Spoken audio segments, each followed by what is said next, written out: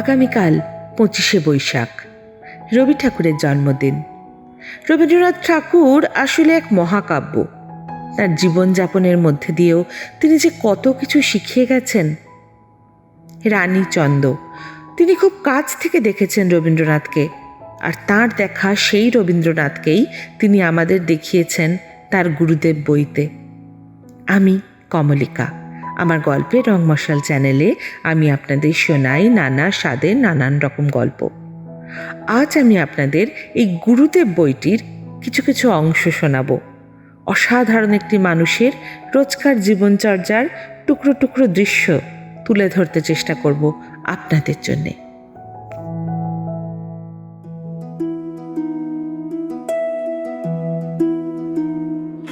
গুরুদেব বিশ্বস্রষ্টার সৃষ্টিতে এক পরম বিস্ময়।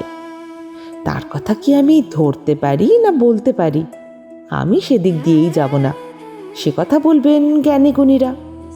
আমি শুধু বলবো সেই মানুষটির কথা, যে মানুষ আমার ঘরের পাশের মানুষ, আমার নিত্য প্রতিবেশী, আমার সুখ দুঃখের সাথী। যে মানুষ আমায় আগলে রেখেছিলেন আপন ছায়া দিয়ে, বাইরের ঝঞ্ঝাট তাপ হতে বাঁচিয়ে। কচি পাতার স্তবক হয়ে দুলেছি কেবল যার প্রাণ ঢালা স্নেহে। 4 বছর বয়সে বাবাকে হারিয়েছি, কিন্তু পিতৃস্নেহের অবারণ দাক্ষিণ্য গুরুদেবের কাছেই পেয়েছি। সেই তাঁরই কথা কেবল বলবো আমি। দিনে ঘুরে ফিরে কতবার আসি গুরুদেবের কাছে। ভালো কিছু পেলেই ছুটে গিয়ে তাকে দিই, ভালো কিছু শুনলেই ছুটে গিয়ে তাকে বলি। আশ্রমের সকলের সুখ দুঃখের তিনি সমান ভাগীদার। কোথাও এতটুকু অসন্তোষ বা বিরূপতার আভাস মাত্রই তিনি নিজের হাতে পরিষ্কার করে দিতেন, দানা আর বাঁধতে পারত না। একদিনের একটা ছোট্ট ঘটনা। তখন বাংলাদেশে খোঁপায় ফুল পড়বার রেওয়াজ ছিল না। দক্ষিণী মেয়েদের আসার সঙ্গে সঙ্গে একটু একটু করে চল হলো। মেয়েরা একটি দুটি শিরিষ, কুর্চি, কাঞ্চনের গুচ্ছ খোঁপায় দিয়ে সাজতে শুরু করলে। আমাদের কলা ভবনে তা নিয়ে কোনো শোরগোল উঠল না। নন্দদা খুশি হলেন দেখে, কিন্তু কলেজের 2-1 শিক্ষকের তা চোখে লাগলো। ক্লাসে ছাত্রী আসবে পড়তে, খোঁপায় ফুল, এ চপলতা অশোভন। কথাটা গুরুদেবের কানে গেল। গুরুদেব সব মেয়েদের ডেকে পাঠালেন উদয়নে। সে সময় গুরুদেব মেয়েদের মানে ছাত্রীদের ডাকলে প্রৌঢ়া গিন্নিরাও আসতেন গুরুদেব কি বলবেন শুনতে। পুরুষরাও কাছাকাছি কান পেতে ভিড় করতেন, কারণ তার কথা সকল বিষয় সব সময় শুনবার বস্তু। খোঁপায় ফুল দিয়ে ক্লাসে যাওয়া উচিত কি না, গুরুদেব সে কথার কোনো উল্লেখই করলেন না। তিনি বলতে লাগলেন মেয়েদের ব্যবহারের শোভনতা নিয়ে। এতে বয়স্করা সকলেই খুব খুশি হলেন। গুরুদেব বলতে বলতে শেষে এলেন মেয়েদের সৌন্দর্য বর্ণনায়। ঠিক ঠিক কথাগুলো মনে নেই, তবে মনে আছে বলেছিলেন মেয়েরা সাজবে বই কি, নারী নিজেকে সুন্দর করবে, চারদিক সুন্দর করে তুলবে। নারীর ধর্মই হচ্ছে সুন্দরের ধর্ম। কথা শেষে ছোট বড় সকলেই খুশি মনে উঠে এলো, যে যার মনোমতো কথা পেয়েছে। 2-4 জন তখনও যারা কাছে আছি আমরা, গুরুদেব হেসে বললেন, দেখ গিয়ে কোঅপে এতক্ষণে কত ভিড় জমে গিয়েছে স্নো পাউডার কিনতে। বড় বড় গাছ গুরুদেব খুব পছন্দ করতেন। বলতেন, আমি ভালোবাসি অরণ্য, বড় বড় গাছ বনস্পতি, তার ছায়া প্রাণ মাতিয়ে তোলে। অনেকে আবার তা সহ্য করতে পারেন না। যখনই দেখেন গাছ বড় হলো অমনি কাঠ তাকে। ওই একটু একটু গাছে একটু একটু রং নিয়েই তারা খুশি। আশ্চর্য, বড় গাছের মাথায় যখন মেঘ করে আসে তার সৌন্দর্যের কি তুলনা হয়? যখন সেই মেঘের ছায়া এসে পড়ে ওই একটু একটু গাছের উপরে, তার সঙ্গে বর্ষার জল পেয়ে মাটির তলায় কবে কার কোন শুকনো বীজ অঙ্কুরিত হয়ে এখানে ওখানে মাথা তুলত। গুরুদেব খুব খুশি হয়ে উঠতেন, ঘুরে ঘুরে দেখে বেড়াতেন। সেই গাছ সেখানেই বাড়তে দিতেন। বড় গাছ কেউ কাটলে তিনি প্রাণে ব্যথা পেতেন। আগে আশ্রমে আতা গাছ ছিল না। আতা যে মাটিতে হতে পারে তা জানাই ছিল না কারো। একবার 2-3টা আতা গাছ হলো উত্তরায়ণে, খুব ভালো আতা ফলল। গুরুদেব আতা খেয়ে বীজগুলি প্লেটে না রেখে হাতে নিয়ে দুদিকে ছুঁড়ে ছুঁড়ে ফেলতেন। বলতেন, হোক গাছ, যেখানে যেখানে ঠাঁই পাবে শিকড় মেলুকেরা। পথ চলতি লোকেরাও তুলে নিয়ে গিয়ে খাবে একদিনের ফল। সেই বীজ হতে পরে অনেক গাছ হয়েছিল উত্তরায়ণে। শ্যামলীর ধারে একসময় আতা গাছের বেড়াই তৈরি হলো গুরুদেবের ফেলা বীজ হতে। কত তাল, জাম, হিমঝুরি, মহানিম হয়েছে এখানে ওখানে আশ্রমে বর্ষার জলে আপনা হতে। কোণার্কের সামনের বারান্দার ঠিক সামনে উঠল এক শিশু শিমুল এক বর্ষার শেষে। গুরুদেব দেখে খুব খুশি। দিনে দিনে তাকে লালন করেন, গোড়ায় সার জল নিয়মিত ঢালেন। রথিদার ভয়, শিমুল গাছ আকারে বেজায় বাড়ে, আর তেমনই তার পলকা দেহ। ঝড়ে হাওয়ায় ভেঙে যদি পড়ে কখনো, বারান্দার ছাদ যাবে ধসে। গাছটাকে ওখানে হতে না দেওয়াই ভালো। গুরুদেব দুঃখ পান শুনে। দিনে দিনে সেই গাছ মাথা ছাপিয়ে ওঠে। আর এক বর্ষায় মালতীলতা দেখা দেয় তার তলায়। গুরুদেব মালতীর লিকলিকে কচি লতাটি তুলে জড়িয়ে দেন কিশোর শিমুলের গায়ে। লতা বেড়ে উঠুক আশ্রয় পেয়ে। সেই শিমুল শেষে একদিন মহীরুহতে পরিণত হলো। মালতী তার সর্বাঙ্গে পাকে পাকে জড়িয়ে আছে আজও। এই শিমুলের ছায়ায় গুরুদেব কত সকালে কত বিকেলে বসে চা খেয়েছেন, গল্প করেছেন। মাথার উপরে ডালে ডালে কচি পল্লব দুলেছে, মাটিতে শিমুল ফুল লুটিয়ে পড়েছে, ফল ফেটে হাওয়ায় তুলোর ঝর্ণা ঝরেছে। বর্ষায় শুভ্র মালতী লাল কাঁকড়ের উপর সাদা গালিচা বিছিয়েছে। এই মালতীকে নিয়েই গুরুদেব গান গেয়েছেন। তব ভবন দ্বারে রপিলে যে মালতী, সে মালতী আজ বিকশিতা। গুরুদেবের কথা বলতে গিয়ে পারম্পর্য রক্ষা করা কঠিন। যখন যা মনে আসবে তাই বলে যাব। গুরুদেবের টুপি ছিল নতুন ধরনের, সুতির বা ভেলভেটের বা ঘন রঙের মোটা সিল্কের টুপি পরতেন তিনি। সে টুপি অন্য কারো টুপির সঙ্গে মেলে না, একেবারে আলাদা। আকারে অনেক বড়, নরম। মাথায় পড়লে উপরের অংশটা আপনা হতে নানান ভাঁজে নেমে পড়ত। বড় সুন্দর লাগতো দেখতে। সে টুপি যেন একমাত্র গুরুদেবকেই মানাতো। তিনি অনেকবার অনেক রকম করে তৈরি করার পর এই টুপির আবিষ্কার করেছিলেন। সাজের কথা উঠল যখন, তখন তার সেই কথাটাই খানিক বলে নি। যার এত রূপ, তার আলাদা করে সাজের দরকার হতো না। যা পরতেন তাই সাজ হয়ে যেত। যেখানে বসতেন শোভায় ভরে উঠত। অভিনয়কালে স্টেজের এক ধারে শুরু হতে শেষ অবধি বসে থাকতেন তিনি, একখানি কৌচের উপর। দুপাশে ফুলদানিতে থাকতো গোছা গোছা রজনীগন্ধা মাথা তুলে। স্টেজের সেই কোণটি আলো হয়ে থাকতো তার রূপের জৌলুসে। দর্শকের নজর সেখানেই আটকে থাকতো বেশিরভাগ সময়। স্টেজে কোনো অনুষ্ঠান হলেই মঞ্চসজ্জার সঙ্গে গুরুদেবের আসনও অনিবার্য ছিল সেখানে। গুরুদেব ছাড়া মঞ্চসজ্জা আমরা ভাবতেই পারতাম না। ভাবতে পারতাম না যে কখনো স্টেজে নৃত্য অভিনয় হবে, অথচ গুরুদেব থাকবেন না সেখানে। এমনটা যেন ঘটতে পারেই না, এমনি স্থির ধারণা ছিল সকলের মনে।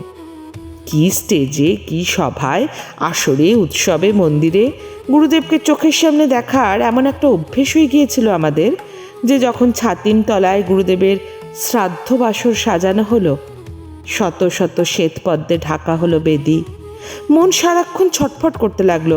চোখ এদিক ওদিক খুঁজতে থাকলো। কি যেন নেই, কি যেন নেই, যেন সম্পূর্ণ হলো না বাসর এখনো। রথিদা বসে শ্রাদ্ধ করছেন।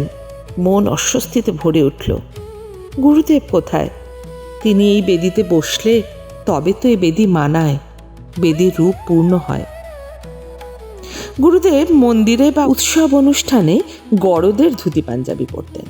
পাজামা বা সিল্কের লুঙ্গি ব্যবহার করতেন বাইরে কোথাও গেলে, নয়তো সদা সর্বদা মোটা দুসুতির লুঙ্গি আর ঢিলে হাতার পাঞ্জাবি পরতেন। কখনো তা থাকতো গেরুয়া রঙের, কখনো থাকতো সাদা ধপধপে। তার উপরে পরতেন লম্বা জোব্বা। বাইরে বের হবার কালে দুটো জোব্বা লাগাতেন। ভিতরের জোব্বা বুক ঢাকা, পুরাতন কুর্তির মতো বুকের উপর আড়াআড়ি করে কোমরে বোতাম আটা, আর উপরেরটি গলা থেকে পা পর্যন্ত সামনের দিকে সবটাই খোলা, যেন গায়ে আলগা হয়ে ঝুলে থাকতো জোব্বাটা। নানা রঙের জোব্বা ছিল গুরুদেবের, কালো, ঘন নীল, খয়েরি, বাদামি, কমলা, গেরুয়া, বাসন্তী, মেঘছাই, সিল্কের, সুতোর। যখন যেটি পরতেন মনে হতো এইটিই যেন বেশি মানালো তাকে। দিনে দিনে মাসে মাসে রং বদলে বদলে সাজতে তিনি ভালোবাসতেন। কখনো নতুন সাজে সেজে বসে আছেন, ঘরে ঢুকে দেখে আপনা আপনি মুখ হতে বেরিয়ে আসতো, বাহ! গুরুদেব খুশির হাসি হাসতেন। শীত সবে যাবো যাবো করছে, এক বিকেলে দেখি গুরুদেব বাসন্তী রঙের জোব্বা পরে বাইরে বসে আছেন। বেলা শেষের আলো পড়ে সে রং যেন জ্বলে উঠল। বিস্ময় উচ্ছ্বাস দুই মিলিয়ে দেখে হাসি, বলি, এই সময় এই সাজে যে? গুরুদেবও হাসেন, বললেন, বসন্তের আসার সময় হলো যে, আমি যদি তাকে ডেকে না আনি কে আনবে বল? তাই তো বাসন্তী রঙে সেজে বসন্তকে আহ্বান করছি। দেখলি নে, একটু আগে এক পলকের জন্য দক্ষিণ হাওয়া পরশ ফুলিয়ে গেল। লিখছিলাম, উঠে জোব্বা বদলে নিলাম। সেই দিন সেই শেষ বেলায় কি অপরূপ রূপই দেখেছিলাম তার। গুরুদেবের ছোটখাটো খেয়ালও হরেক রকমের ছিল। বাইরে কোথাও গেলেন সব রকমের সব রঙের পোশাকই আনা হয়েছে সঙ্গে, কেবল মেটে সবুজ জোব্বাটাই আনা হয়নি হয়তো। কয়দিনই বা থাকা হবে সেই হিসাবে যথেষ্ট জামা জোব্বা আনা হয়েছে, কিন্তু দেখা যাবে গুরুদেবের ঠিক খোঁজ পড়বে ওই মেটে সবুজ জোব্বাটার জন্যই। সেটাই তখন তার সবচেয়ে দরকার হয়ে পড়বে। এমন দরকারি জিনিস সেটাই কেন আনা হয়নি? সঙ্গে যারা থাকতেন তাদের তখন অপ্রস্তুত অবস্থা। আরও হতো এমন, গোছা গোছা পেন্সিল তুলি আছে হাতের কাছে, ক্ষয়ে যাওয়া হলুদ রঙের 2.5 ইঞ্চি পেন্সিলটাই ফেলে দিয়েছে কেউ টেবিল গোছাতে গিয়ে। গুরুদেবের ঝোঁক পড়বে সেই পেন্সিলটার উপরেই। আমার সেই হলুদ রঙের পেন্সিলটা কোথায়? ওটা খুঁজে বার কর, ওটাতেই আমার আঁকা ভালো হয়। কত সময় এমনিতর ফেলে দেওয়া জিনিসের জন্য হন্তদন্ত হয়ে ছুটতে হয়েছে বাইরে ঝোপে ঝাড়ে কতজনকে। এত কথা, এত স্মৃতি গুরুদেবকে নিয়ে যে মনের মধ্যে সব জট পাকিয়ে যায়। একটা বলতে না বলতে আরেকটা এসে জায়গা দখল করে। গুছিয়ে বলা যায় কেমন করে? শান্তিনিকেতন আশ্রম ছিল গুরুদেবের প্রাণ, তার সারা জীবনের সাধনার রূপে। এর এতটুকু ক্ষয়ক্ষতি তিনি সইতে পারতেন না, যেন নিজেরই একটা অঙ্গহানি হলো এমনই ব্যথা পেতেন। আশ্রমের শুভাশুভ ছিল সব কিছুর আগে, সেখানে রক্তের সম্পর্ক বলে প্রাধান্য পেত না কেউ, বরং পরই তাঁর এক্ষেত্রে আপন হতো বেশি। দেশে বিদেশে যেখানে যা কিছু ভালো দেখেছেন বা তাঁর ভালো লেগেছে আশ্রমে তা চালু করতে চাইতেন। জাপানে গেলেন, জুজুৎসু খেলা দেখে জাপান সরকারের কাজ হতে তাকাগাকিকে নিয়ে এলেন। আশ্রমের ছেলেমেয়ের দল ঢিলে পাজামা কোট পরে তাকাগাকির কাছ থেকে জুজুৎসুর প্যাঁচ শিখতে লাগলো। শিখে যেদিন এই খেলা আশ্রমবাসীদের দেখানো হলো, গুরুদেব নতুন গান বেঁধে দিলেন, উদ্বোধন সঙ্গীত। সংকোচের বিহ্বলতা নিজেরে অপমান, সংকটের কল্পনাতে হইও না ম্রিয়মান। এই গান সেদিন কি উদ্দীপনাই না এনেছিল সকলের মনে। আশ্রমে জলের সমস্যা, কিছুতেই এর উপায় পাওয়া যায় না। একবার আমেরিকা গিয়ে তিনি টিউবওয়েলের একরকম যন্ত্রপাতি দেখতে পেলেন।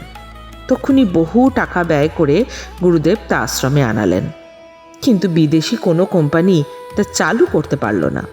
তারা আসে, কন্ট্রাক্ট নেয়, যন্ত্রপাতি ওল্টায় পাল্টায়, কাজ শুরু করে, সরে পড়ে। 2-3 বার এমনি হলো। শেষে নিরুৎসাহ হয়ে টিউবওয়েলের কাজ সেভাবেই পড়ে থাকলো। কেউ আর তা নিয়ে মাথা ঘামায় না। এর অনেক পরে অমূল্য বিশ্বাস মশাই এলেন। ইঞ্জিনিয়ারিংয়ে টেকনিক্যাল শিক্ষা তার ছিল না, ছিল তার শখ। অমূল্যবাবু সেই যন্ত্রপাতিগুলো দেখে উৎসাহিত হলেন, বললেন, আমি দেখি না একবার চেষ্টা করে। সেই অমূল্যবাবুই একদিন ওই টিউবওয়েল বসিয়ে তুলে ফেললেন জল মাটির তলা থেকে। সেদিন গুরুদেবের কি আনন্দ! বললেন, সভা সাজাও, সকলে সমবেত হও, অমূল্যকে আমি মান দেব। গুরুদেব পড়াতে খুব ভালোবাসতেন। তখন শেষ দিকেরই কথা, বয়সের ভারে দেহ ভেঙে পড়েছে। আশ্রমের দায়িত্বভার ধীরে ধীরে তুলে দিয়েছেন এক একজনের উপর এক একটা। তারাই আশ্রম চালান।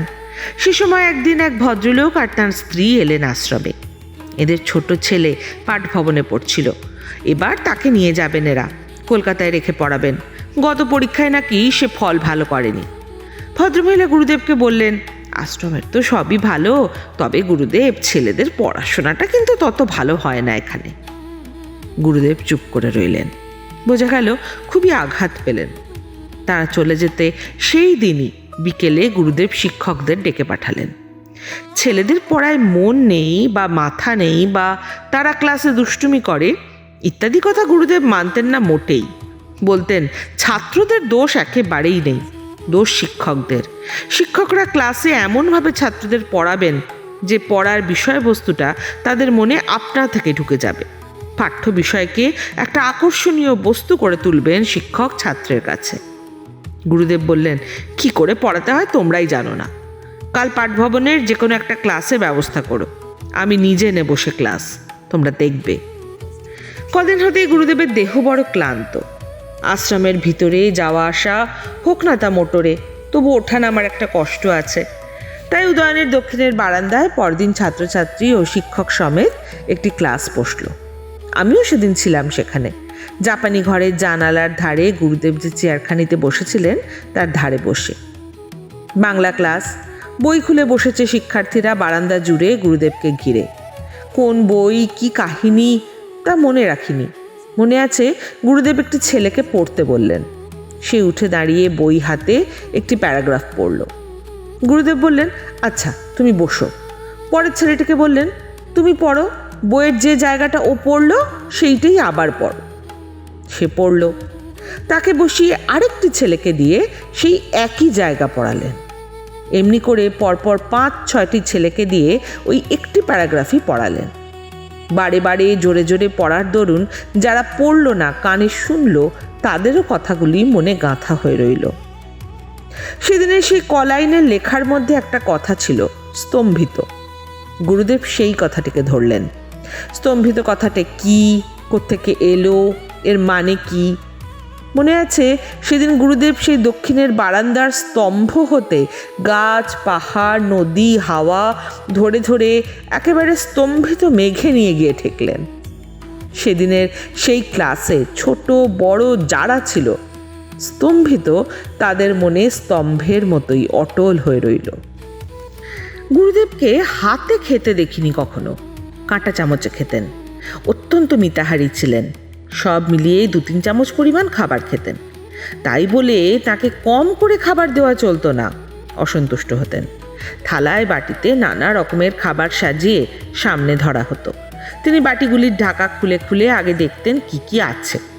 তারপর অমুকে মাংস ভালোবাসে, তার বাড়িতে মাংসর বাটিটা গেল। অমুকে মাছ ভালোবাসে, তাকে মাছের বাটি পাঠালেন। এমনিতর করে কারোর জন্য চপটা, কারোর জন্য পায়েসটা, কারোর জন্য বড়ির ঝোল, এই করে প্রায় সবটাই বিলি হয়ে যেত। কাছে কেউ থাকলে তাকে সেখানেই বসে খাওয়াতেন। খাওয়াতে খাওয়া দেখতে গুরুদেব খুব ভালোবাসতেন। সকালে গুরুদেব চা, পাউরুটি, টোস্ট খেতেন, কোনোদিন বা একটা আধসেদ্ধ ডিম। আমের দিনে আম খেতেন। আম তিনি খুব ভালোবাসতেন খেতে। 2 পিঠ কেটে চামচে দিয়ে তুলে নিতেন মাঝখানটা। অন্য ফল কখনো খেতেন একটু আধটু। গুরুদেবের চা খাওয়াটা ছিল বড় মজার। চা নামেই থাকতো শুধু। কেটলি ভরা গরম জলে কয়েকটা চা পাতা ফেলে দিতেন। জলে রং ধরতো কি ধরতো না তারই 1/2 পেয়ালা ঢেলে নিয়ে বাকিটা দুধ দিয়ে ভর্তি করে নিতেন। 2 চামচ চিনি দিতেন। এই হলো তার চা। চায়ের জন্যই যে চা খেতেন তা নয়, গরম পানীয় একটা খেতে হবে তাই নামে মাত্র চা খেতেন। চিনে চাই পছন্দ করতেন তিনি। সে চাও শুকনো বেল জুঁইয়ের। গরম জলে পড়লেই শুকনো পাপড়িগুলো খুলে ফুলের আকার নিত।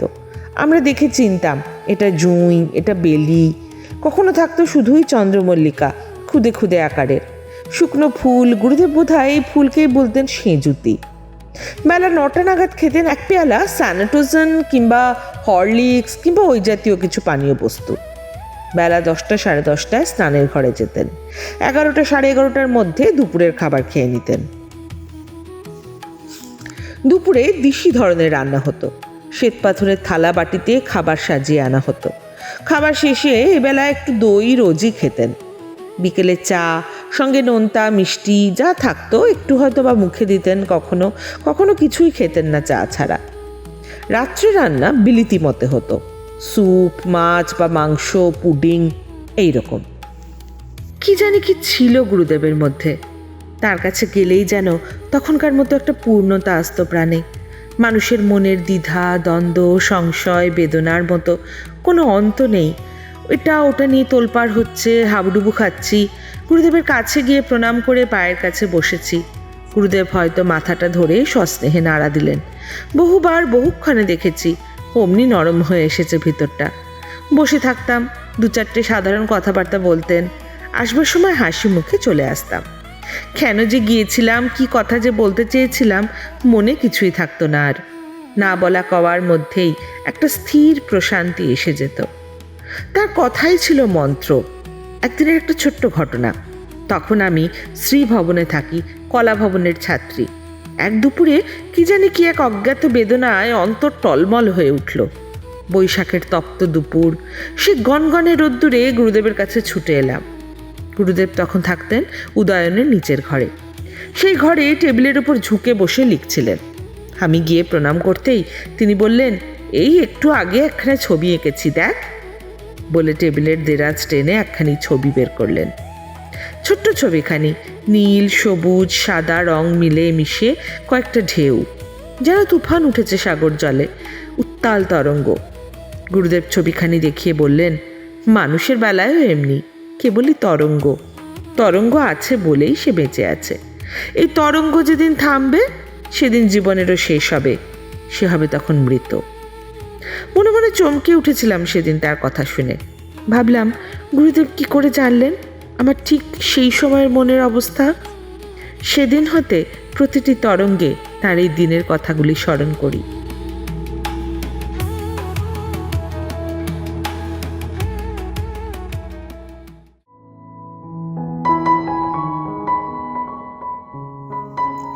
আপনারা শুনছিলেন রানী চন্দের লেখা গুরুদেব বইটির কিছু অংশ। কেমন লাগলো আপনাদের জানাবেন কিন্তু। রবি ঠাকুরকে কিছুটা নতুন আলোয় দেখে আমাদের কত কিছু জানা হলো, তাই না? যদি ভালো লাগে তাহলে চ্যানেলটা লাইক করে একটা সাবস্ক্রাইব করে নেবেন। আমি আরও অনেক নতুন গল্প নিয়ে আসবো আপনাদের কাছে। ভালো থাকবেন।